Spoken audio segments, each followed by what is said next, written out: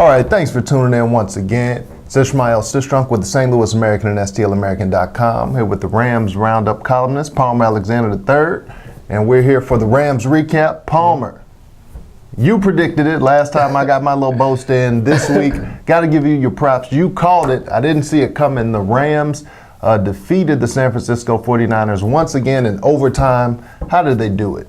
The Rams did it on focusing on pressuring the quarterback and something that I know it's repetitive and I say it a lot, but they applied a lot of pressure. They stuck with the running game, and the officiating was horrible at times. The Rams made their fair share of mistakes, but they just stuck to the basic principles, putting pressure on the quarterback. They got 3 sacks. They got a safety. And they stuck with the game plan. There was a couple of times with Schottenheimer got a little too cute. I thought in the red zone situation on 4th down and goal, that was a little ill-advised, but it didn't come back to hurt them. But they just stuck with the basic principles, Ishmael. They pressured the quarterback and stay up in that box. And that's one thing we talked about last week. Holding Frank Gore to 58 total rushing yards on 23 carries. They did just a great job, and they just stuck with the basic principles. All right, absolutely. Like you mentioned, it was a very defensive game. Both teams did try to run the ball. Frank Gore had 23 carries. Steven Jackson had, 21. But neither rushed the ball very well. It was a really defensive-oriented game where we didn't see a lot of points on the board, very gritty. How do the young Rams, how do they come out in a game like this? Because if you told me before the game, hey, it's going to be a low-scoring game, not many touchdowns, real gritty, really defensive-oriented, I'm thinking that's a 49ers game the whole way. But the Rams were able to pull it out this time. Well, one of the things that they did on defense, and they brought extra guys inside that box to help contain the run. But, they kept it simple. Jolon Dunbar and Rocky McIntosh played on the outside. They stayed inside the lane. And also, you have to give the front four of the Rams a lot of credit. Williams Hayes was outstanding, just wreaking havoc. Brockers had a great game. Eugene Sims, coming back off a concussion, had a great game, had a sack. So, they subbed him and Robert Quinn out a lot. Robert Quinn really didn't have that good of a game, but Eugene Sims stepped in. So what Jeff Fisher is doing with this young team is using a rotation, especially on the defensive line, and he's getting some productivity. He's using the right combinations. And when you got guys doing that, and then Laurinaitis also staying inside the lane, bringing pressure, not having them drop back in zone coverage like we've been talking about. So when you got all those elements working, they can contain anybody when it comes to running football, and that's why they had some success early in the season. Success. Okay, I'm sorry. This is a family-friendly show, sir. We need you to get that pronunciation together. No, but you mentioned James Laurinaitis. He's a guy that you've been critical of in recent weeks. Yeah. But you said he played better this game. What exactly did he do? Well, he stayed in his run lane. When you're the middle linebacker, your job is to call out the assignments. To me, he's a liability in coverage. You don't want him in coverage. You want him up inside that box. You want him rushing the quarterback, and you want him quarterbacking that defense. I think he did a great job. I believe he had like 11 tackles in the game. He didn't miss any tackles, wasn't whiffing on anything like that. So, you keep the game plan simple, too, even for him. I think this is 4th year in the league. He just got a contract extension. So, when guys stay in their lanes and just hold their guy to what they're supposed to do, then they can have those great results, and which allow them to, be victorious. Now, you mentioned quarterback in the defense. Let's go to the offensive side. Sam Bradford didn't have a touchdown. He did go 26 for 39, 221 yards. 11 of those passes went to Givens for 92 yards, which he has really stepped up his play. We talk so often about the Rams lacking a number one. Well, he's trying to develop into that number one. But how do you think the passing game went, or just the offensive game? Well, I thought on offense, I'm glad that they threw the ball, because they wasn't getting anything in the running game, and it was pretty stagnant. Steven Jackson averaged less than 2 yards a carry in the contest. But the thing that was encouraging about Givens and his 11 catches, none of those plays were big plays over the top. A lot of was, he had one good pass play off the screen. He had a couple of plays where, they only had 3 first downs. They was 3 for 17. So he had a couple of big first down catches, but he kept the chase moving. He caught a lot of those routes that you see ran for Danny Amendola. The 49ers were doubling him over the top, so that's why nothing happened. That's why there wasn't a big play downfield, because they were doubling him over the top. So Bradford did a good job of finding him, but my goodness, I mean, Lance Kendrick's going to drive me crazy. Lance Kendrick's going to drive me crazy, dropping passes. Off-brand Steve Smith dropped the big pass on third down. Brian Quick, I mean, I get tired of saying this, but listen, the first down marker, if it's 3 yards, you don't run 2. If it's 3, you run 5 or 6. You don't run 2.5 and expect to get a first down. So Sam did what he could, and he used his legs. That's the one thing we've been critical of, and that was huge, so huge in that last drive for them to tie the game. The one run for 14 yards, the other run after that for 11 yards, and helped move that ball downfield and set them up in position for the game-time field goal. Right, and when you talk about the first downs and not getting that proper yardage, that's something that is in conjunction with being a young team. But at some point, you can't keep making the same mistakes, because we've seen this over and over again from their receivers, where in short yardage situations or mid yardage situations, you need 7 yards, they run the route 6. and you can't always expect to juke the defender. Yes. A lot of times when you catch the ball, you're getting hit. It's a bang, bang play. So, and that doesn't seem like it's rocket science. That seems like that's something you should know. So what are they doing to fix that? Well, it's on the coaching staff, and I remember doing one of the scrimmages, and the Rams receivers coach was on Brian Quick specifically for not rounding out the routes. Run your route the way that it's supposed to be ran. And when guys start cheating on their routes, that's what causes turnovers and interceptions and guys not completing first downs. Run the play and have a sense of awareness. So yes, these guys are young, but also the coaches have to beat that into their heads.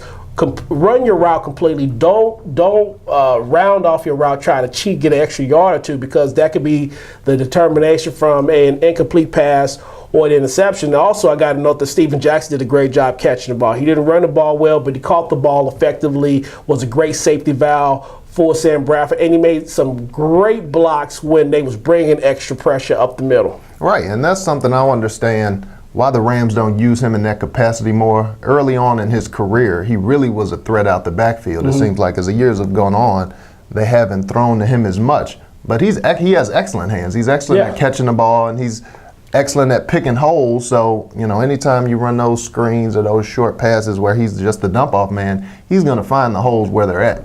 Yeah, he is, and I think the thing with Steven, what makes him effective catching the ball is when he's catching the ball in stride. I think what would happen the last couple of years, especially when Steve Spagnuolo was here in St. Louis, he would have Steven Jackson lined out as a flanker, as a wideout, and having to catch the ball on a dead stop, and then you want him to start running and try to make somebody miss. But those little real routes that he was running, a little underneath, he was catching the ball in stride. He was able to get positive yardage. I think he went over 100 yards total from the line of scrimmage, and basically that was for him catching the ball while he's in motion, and that's where he's the most effective. Right, yeah. Steven Jackson is a big boy, so if you get him stopped, it's going to take a minute for him to get started back up. So I agree with you that those wheel routes or those routes where he's catching it on the move, those are going to be best suited for him. Yeah. We also talked about last week Greg Zuerlein. He's had some inconsistencies, but how big is this game going to be for him to kick the game winner and to make a couple of deep field goals when the team really needed it to get them over the hump in this game? Well, it was important that he made those kicks. I think he missed one earlier in the contest, but I think what happened was, and I take it back to that Miami game, he had missed his first field goal after making 15 in a row, and then he got into a funk. He missed a 66-yard, and I think there are times when you're putting too much on Greg Zuerlein. He has the leg. We know he can be able to kick, but there are some times where it looks like Jeff Fisher is just content with taking 3 points, and you're putting too much pressure on him. And I tell you what, for him to make a game-time field goal at a 53-yard and then the game win at 54 with the clock running out, that just shows you the kid has a lot of confidence and a lot of heart, a lot of intestinal fortitude to be able to overcome that funk that he was in, and hopefully that, it won't happen again.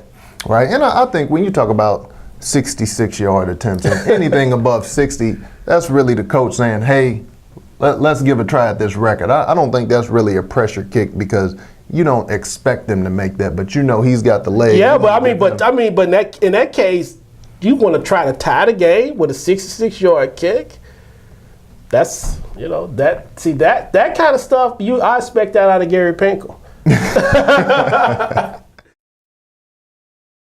All right, let's go to our players of the game. Like I said, this wasn't a really strong offensive performance, but we didn't have any turnovers. So on the offensive side, who do you give it to? Who gets the game ball? You know what? I want to give it to Chris Givens. I mean, Chris Givens made some really tough, gritty catches.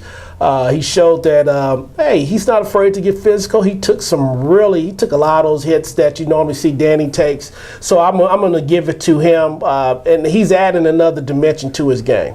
All righty, on the defensive side? Hey, defensive side, I'm going to give it to, every week I want to give it to Jolon Dunbar, but I can't. I mean, again, Janoris Jenkins with another touchdown, 3 touchdowns in the last 2 games. I wish he wouldn't be so kind with this cushion when they line up a press coverage. But, I mean, you got to give it to him. I mean, the rookie is having a nice run right now. Yeah, 3 touchdowns in 2 games, like you said, and this was the only touchdown of the game. So if he doesn't get this, the offense wasn't giving him too much help.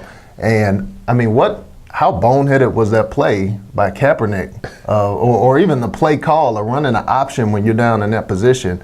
But then to pitch the ball in that type of situation, it was a terrible pitch. Terrible. And, luckily he crashed down. He got the ball, rolled into the end zone. Yeah. It was a little unsure if they were going to keep that touchdown or if they were going to call it down by contact. But Janoris Jenkins, he just has that mind where he's around the football. He wants to make plays. So even though he's gotten burned a couple times this year, he's trying to make plays, and that's always good for your football team. And you know what else that I've noticed that the Rams are starting to send him a lot now on those corner blitzes and a lot of those slot blitzes. One of the times where he came in unabated and Kaepernick spun away, but I think that he'll learn that in due time. I think if you take a wide ankle, you got a better shot. If you don't catch him, you might push the quarterback back towards the pass rush. And on that safety, I know they credit Laurinaitis, with causing the intentional grounding, but Jenkins was the initial guy with the pressure that forced Kaepernick out of the pocket. Right, and like I said, he's a playmaker. Yes. So as far as I go, the Ishmael's Intangible Player of the Week, I'm going to have to give it to Greg Zuerlein. Once again, no nicknames here. We just call him his name, Greg Zuerlein. But it was very big for him to come back and get those 2 kicks when we needed it. Yes. He's been shaky over the last couple of weeks, and you never know how that's going to affect a rookie. If you got a veteran, they can handle the ups and downs. But with a rookie, you never know how they're going to react. So it was great to see him hit those 2 long clutch kicks to seal the win against the best team in the division. Allegedly. Allegedly. And it's really interesting now because the Rams are 4-0-1 in the division, but overall they're 5-6-1.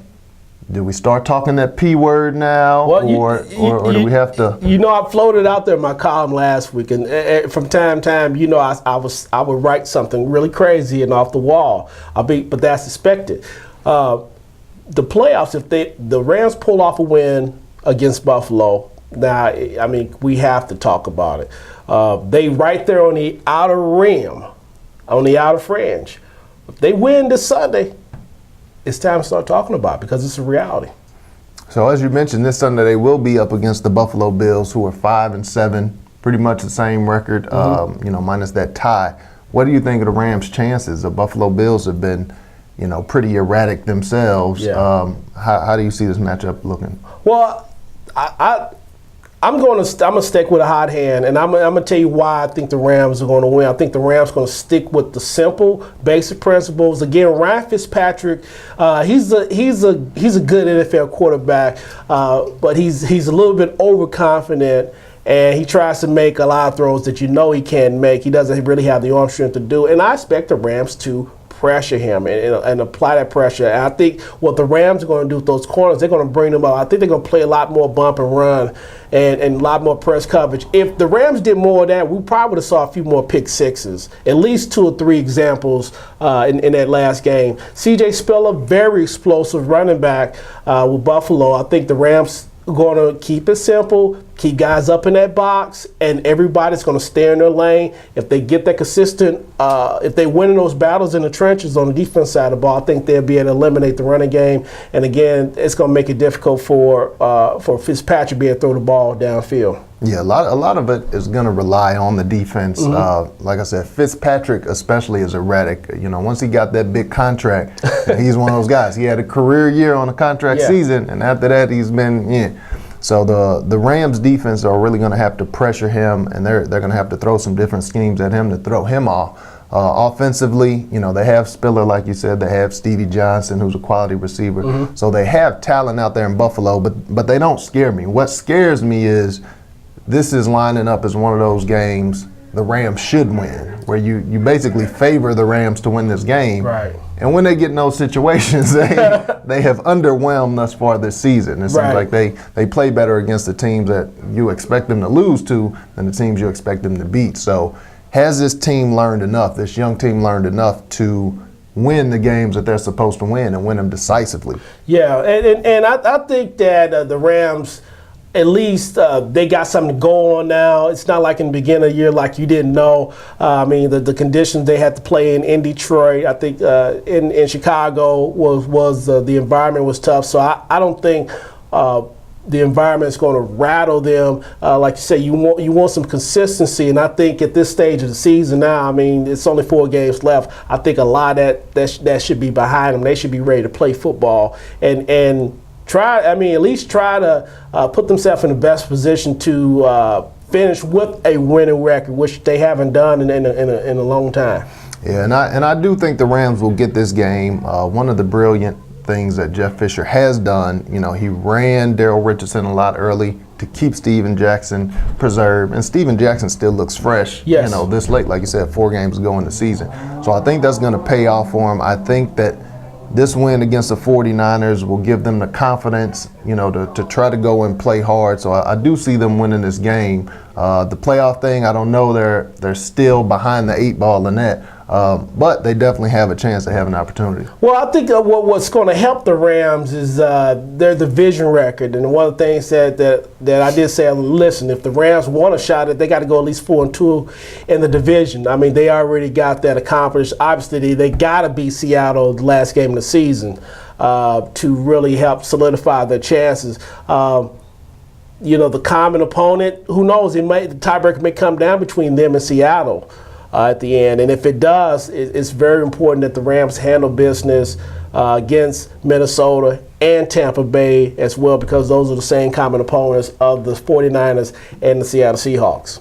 Absolutely. Well, anything else that you have to add before we sign off for the visitors? Hey, just check me out this Sunday. I'll be on James Ingram's show on WGNU 920 after a Rams victory against the Buffalo Bills. All righty. Well, we'll look forward to it. And as you know, we'll hold you accountable for it next week, even though I picked the same as you. So can't boast too much. But thanks for tuning in once again. I'm Ishmael Sistrunk with the St. Louis American and STLAmerican.com. Here with Palmer Alexander. Check us out on YouTube/STL American Video, Facebook, Twitter, Google+, we're everywhere. Make sure you find us and tune in, and thanks for watching.